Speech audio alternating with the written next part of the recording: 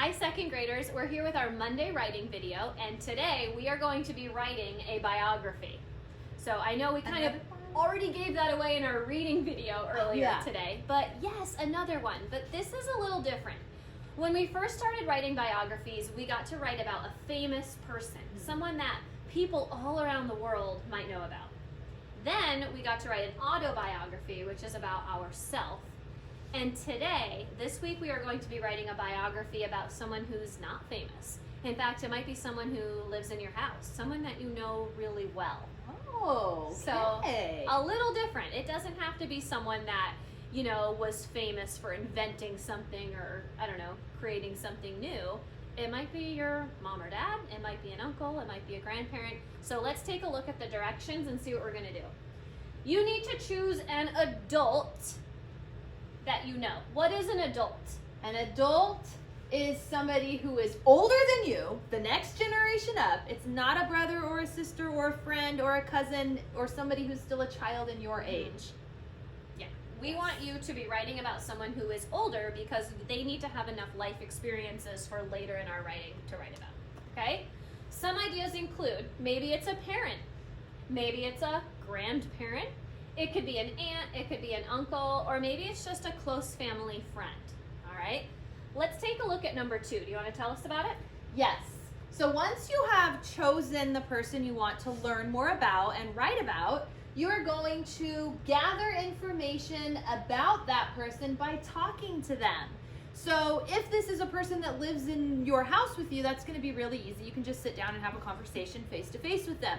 However, if it's somebody who doesn't live with you, you might need to call them on the phone, Zoom them, FaceTime them, or even have a parent help you facilitate that discussion and answer questions for you. All right, sounds good.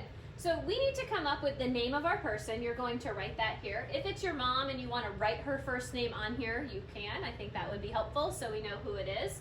We're going to be coming up with a hook and a topic sentence today, just like we did for our autobiography. And this week I'm going to be giving an example of a person that I know in my life, and that's going to be my grandfather. Oh, nice. Okay, so instead of just writing my grandpa, I do know his name, so I'm going to write it down. My grandfather's name is Adrian.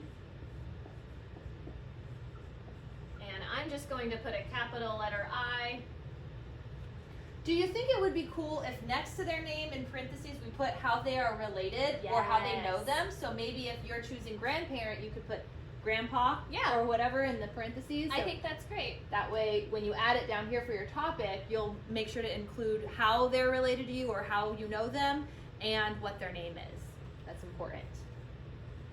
Because we won't know that Adrian I is Ms. Marquardt's grandpa unless she tells us. Yep, and if it's your uncle, that might come ahead of time. Like you might want to write, you know, Uncle George Henry. I came up with that myself. Aunt Sally Porter. There you go. So we might know already, but depending on who it is, in parentheses, you can just let us know who that person is to you. All right, now we need to come up with a hook. Remember, that hook is to get your reader excited. We want to reel them in, get them excited about what they are going to be reading about. And I want you to get excited about Adrian. Because he's no normal grandpa. Okay? Because he's a pretty cool, hip grandpa. All right. All right. So I'm going to start with a question to get you excited, just like we did for our hook when we did our autobiography. I'm going to write, do you want to learn about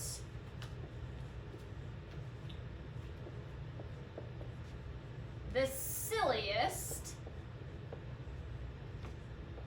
because my grandpa's really silly, like always telling jokes, always laughing, just super funny guy. But something about him that I think is really interesting is that he loves to collect things. He's a collector. He has lots and lots and lots of things in his house. Just random things? I wouldn't say random, and we could get into that more in our writing, but like he likes to collect ceramic birds. He likes to collect magazines and not throw them out and just tie them up by the year and have them organized.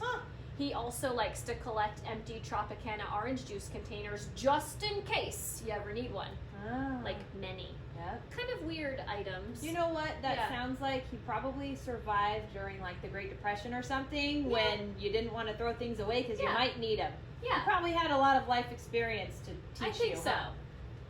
So, do you want to learn about the silliest, I don't know, maybe collection loving grandfather, and I'm just going to go ahead and put this out here, ever. Now, I hope my other grandfather doesn't see this because I do have more than one, but we're going to stick to just this one. And I'm going to end with a question mark. So here's my hook. Do you want to learn about the silliest collection-loving grandfather ever? So All right. you did a lot of important things in your hook. 1, you got my attention. 2, you asked a question with a question mark. 3, you gave a few descriptive adjectives to Mhm. let me know that this is going to be an interesting guy to learn about. And 4, you told me what relation this person is to you. Yes. And I know that you're going to go into more detail in your topic sentences to telling me the name of that person, but you did a great job with your hook. Excellent. Thank you. Yes. Appreciate that. And I hope our students can do the same thing in their writing. All right, that brings us to the topic sentence. I've got you hooked, but now I want you to know exactly who it is that I'm writing about. So I'm going to try and put his name into this writing and get the writing started for today. So I might write something like, my grandfather. No, we need to capitalize it. My grandfather. Only if you put it next to their name. Yeah. My grandfather. That's a teaching moment. While she's Adrian. writing, she's like, should I capitalize grandfather? And you only need to capitalize a word like grandfather or aunt or uncle if you put it right next to that person's name. So if she were to say Grandpa Adrian, she would capitalize Grandpa and Adrian. But if she just says my grandfather, then she doesn't need to capitalize grandfather. And I'm using a comma here, so I think Yeah. that's okay. Yes. My grandfather, Adrian, is an amazing person in my life. Awesome. Great topic sentence. You What do you told think? me who the person is, what their name is, and that they're meaningful to you. Yeah. Awesome.